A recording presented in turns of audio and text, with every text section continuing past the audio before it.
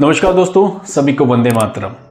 दोस्तों 14 फरवरी को विक्की कौशल की करियर की सबसे बड़ी मूवी छावा रिलीज हुई है। इस मूवी के रिलीज होते ही फर्स्ट डे लगभग 32 करोड़ का नेट कलेक्शन किया और आज के डेट तक शायद मूवी ने लगभग 140 करोड़ से भी ज्यादा का कलेक्शन कर चुका है।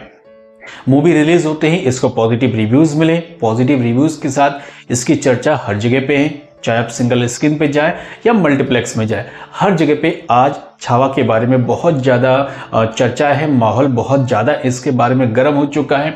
हर कोई जानना चाह रहा है कि आखिर इस मूवी में क्या है और अगर हमें छावा मूवी देखनी है तो हमें क्यों देखनी है, इसका भी रीज़न हर कोई जानना चाह रहा है। तो इसके लिए तो फिलहाल हमें थिएटर में जाना पड़ेगा और थिएटर में जाके आपको देखनी पड़ेगी कि छावा मूवी क्या है और किसके लाइफ पर ये बेस्ड है। दोस्तों, मराठा साम्राज्य के सम्राट छत्रपति शिवाजी महाराज के बारे में हम में से सभी लोगों ने पढ़ा है और हम बचपन से उनके बारे में पढ़ते हुए आ रहे हैं। लेकिन उनके पुत्र जो मराठा साम्राज्य के एक शक्तिशाली राजा थे, छत्रपति संभाजी महाराज, उनके बारे में बहुत से कम लोगों को पता है। तो ये एक बहुत ही इंटरेस्टिंग रियल बेस्ड कहानी है जिसको सिनेमेटोग्राफर से डायरेक्टर बने लक्ष्मण उतेकर ने शिवाजी सावंत की एक उपन्यास है जिसका नाम है छावा, उस पर बनाई है। छावा में छत्रपति संभाजी महाराज की पूरी जीवन कहानी को प्रदर्शित किया गया है। तो उसी को लेकर जब ये फिल्म बनाई है तो फिल्म बनाने के बाद आज उनके बारे में बहुत ज्यादा चर्चा है। एक टाइम ऐसा था कि जब लोग बॉलीवुड और साउथ के मूवी को कंपैरिजन करने लगे, लोगों ने कहना शुरू कर दिया कि साउथ में एक से बढ़कर एक मूवी बनती है तो बॉलीवुड में मूवी क्यों नहीं बनती है। अब जब बॉलीवुड ने एक अच्छी मूवी बनाई है, जो छावा मूवी बनाई है, जिसमें किरदार के रूप में विक्की कौशल है। विक्की कौशल एक ऐसे एक्टर है, अगर आज के डेट में रियल बेस्ड स्टोरी पर कोई भी आप किरदार को बनाते हैं, चाहे वो उरी द सर्जिकल स्ट्राइक हो, उसके बाद आप शहीद उधम सिंह हो या सैम बहादुर हो, ना जाने जो भी मूवी आप बनाते हैं, आप देखेंगे कि विक्की कौशल हर एक किरदार में पूरी शिद्दत के साथ काम करते हैं। तो उसी शिद्दत को लेकर जब छावा में उन्होंने काम किया तो आज पूरी दुनिया में उनके बारे में चर्चा है। और चर्चा क्यों है? क्योंकि जिस तरीके से उन्होंने अपना पूरा किरदार को निभाया है और जिस तरीके से डायरेक्टर लक्ष्मण उतेकर ने पूरी रियल बेस्ड कहानी बनाई है, जैसा नॉवेल में है वैसा एज इट इज पूरी मूवी में उतारा है। तो उसको देखने के साथ ही आज इसके बारे में चर्चा हो रही है और चर्चा होने के साथ शायद हम सभी को ये मूवी देखनी चाहिए। अब अगर हमें इन सभी को मूवी देखनी चाहिए तो क्यों देखनी चाहिए, इसके 3 पॉइंट मैं आज इस पर आपको बताता हूं। फिलहाल इस वक्त अगर हमें छावा मूवी देखनी चाहिए तो उसके मेन 3 कारण हैं। एक तो इस फिल्म की इंटरेस्टिंग कहानी जो रियल बेस्ड स्टोरी है, उसके साथ ही पूरी स्टार कास्ट की एक्टिंग और 3rd नंबर पे होल स्टार कास्ट, यानी कौन कौन लोगों ने इस पे अपने किरदार को बड़ी शिद्दत के साथ निभाया है।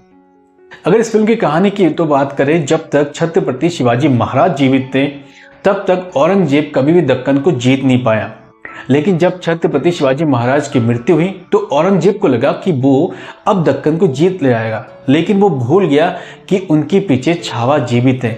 छावा यानी कि छत्रपति संभाजी महाराज, उनके होते हुए औरंगजेब कभी भी दक्कन में कदम नहीं रख पाया और ना ही दक्कन जीतने का ख्वाब कभी देख पाया। इस कहानी को जब बनाया गया तो फर्स्ट हाफ में कई सारे थोड़े बहुत कंफ्यूजन तो जरूर थे, क्योंकि कंफ्यूजन होने का भी एक रीजन हो सकता है क्योंकि कहानी में पूरी तरीके से रियल कहानी इसमें दिखाई गई है। किसी प्रकार का कोई इसमें ओवर एक्टिंग नहीं शो की गई है, ना ही इसमें ओवर ड्रामा इसमें शो की गई है। जो भी कहानी है रियल बेस्ड कहानी है, तो शायद रियल बेस्ड के कारण थोड़ा सा जो इसमें बर्डन था वो डायरेक्टर लक्ष्मण उतेकर के कंधों पर जरूर था। लेकिन जब उन्होंने सेकेंड हाफ में शुरुआत करी तो सेकेंड हाफ में जितने भी कंफ्यूजन जो फर्स्ट हाफ में शो हो रहे थे वो सब के सब मिट चुके थे। और सेकेंड हाफ इतनी मेटाकुलसली, मतलब इतनी अच्छी तरीके से बना है, सिनेमेटोग्राफी इतनी शानदार, इतनी जबरदस्त तरीके से चीजें बनाई गई है कि उसको देखकर हर कोई रो पड़ेगा।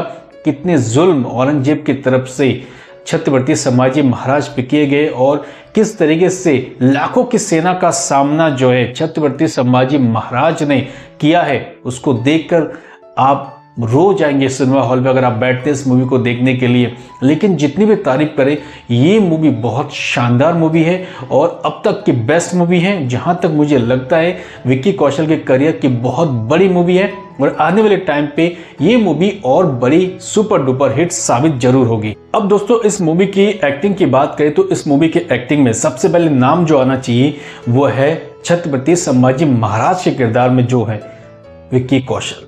विक्की कौशल ने जिस तरीके से इस एक्टिंग की है, जिस तरीके से अपने आप को पूरे किरदार में ढाला है, वो काबिले तारीफ है। क्योंकि अक्सर कयास ये लगाए जाते हैं कि जो विक्की कौशल है वो हर किरदार को तो बहुत अच्छे से निभा जाते हैं, लेकिन क्या वो छत्रपति संभाजी महाराज के किरदार को एज इट इज वैसा शो कर पाएंगे? क्योंकि छत्रपति संभाजी महाराज अपने टाइम के एक पहलवान जैसे दिखते थे, लंबी कदकाठी के थे, बहुत ज़्यादा चौड़े थे और एक शक्तिशाली राजा के रूप में वो दिखाई पड़ते थे।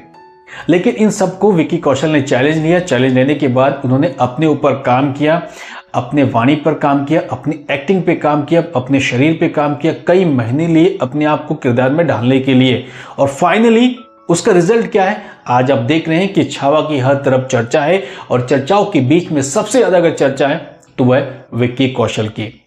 उसके बाद अगर चर्चा किसकी है तो वो है औरंगजेब के रूप में खलनायक की भूमिका निभाने वाले बॉलीवुड के वर्सेटाइल एक्टर अक्षय खन्ना। किस तरीके से, किस खूंखार तरीके से उन्होंने औरंगजेब का किरदार निभाया है। अगर आप उसको देखेंगे थिएटर में तो शायद आपको उनके प्रति नफरत होने लगेगी, आपको गुस्सा आने लगेगा किस तरीके से उन्होंने किरदार को जिया है। और थोड़े बहुत जो इनपुट हमें सुनने को मिलते हैं कि जब सेट पे विक्की कौशल और अक्षय खन्ना एक दूसरे से बोलते नहीं थे, बात नहीं करते थे। क्यों? क्योंकि उनको किरदार में रहना है, तो किरदार में रहने के लिए एक दूसरे से बात भी नहीं करते थे। उसके बाद अगर सबसे ज्यादा चर्चा किसी की करनी चाहिए तो वह है विनीत सिंह की। कितने शानदार तरीके से उन्होंने छत्रपति संभाजी महाराज का हर जगह पे साथ दिया, हर तरीके से अपनी एक्टिंग का लोहा मनवाया है। विनीत सिंह जितनी तारीफ करे उतनी कम, और साथ में आशुतोष राणा, दिव्या दत्ता जितनी तारीफ करे हर तरह की इनकी तारीफ बहुत ज़्यादा है। और रश्मिका मंदाना ने भी बहुत ज़्यादा एक्टिंग की है, बहुत शानदार तरीके से हर किसी ने यहाँ पे एक्टिंग की है। तो इन सभी की एक्टिंग को देखकर हम सभी को छावा को देखनी चाहिए, क्योंकि ये जो स्टार कास्ट है बहुत ही अप्रिशिएट करने वाली स्टार कास्ट है। हर किसी ने अपनी 100% परफॉर्मेंस दी है। हाँ, थोड़ा बहुत कहीं पे होगा तो वो शायद बैकग्राउंड म्यूजिक एंड जो ओरिजिनल म्यूजिक है उस पर थोड़ा बहुत निराशा हो सकती है, लेकिन आफ्टर ऑल जो भी म्यूजिक है वो ए आर रहमान की म्यूजिक है, बहुत शानदार म्यूजिक है। हर तरह पे म्यूजिक के बारे में भी डिस्कशन है और म्यूजिक के बारे में भी चर्चा है। आफ्टर ऑल ये मूवी इतिहास की, भारतीय इतिहास की और इस सदी की सबसे शानदार मूवी होने जा रही है। सो इसको मिस नहीं करना चाहिए, हम सभी को थिएटर में जाना चाहिए और जरूर इस मूवी को देखनी चाहिए। और हमें पता चलेगा कि छत्रपति संभाजी महाराज जो मराठा साम्राज्य के वीर योद्धा थे, किस तरीके से उन्होंने औरंगजेब का सामना किया, उनके सामने अपने सिर नहीं झुकाए। सो दोस्तों, अब आपको सभी को ये मूवी देखनी चाहिए और मूवी देखने के बाद ही बाकी लोगों को भी सजेस्ट करनी चाहिए कि एक बार लाइफ में ये मूवी हमें जरूर देखनी चाहिए। अब समय हो गया दोस्तों, कल फिर मिलते एक नए वीडियो के साथ। थैंक यू, जय हिंद।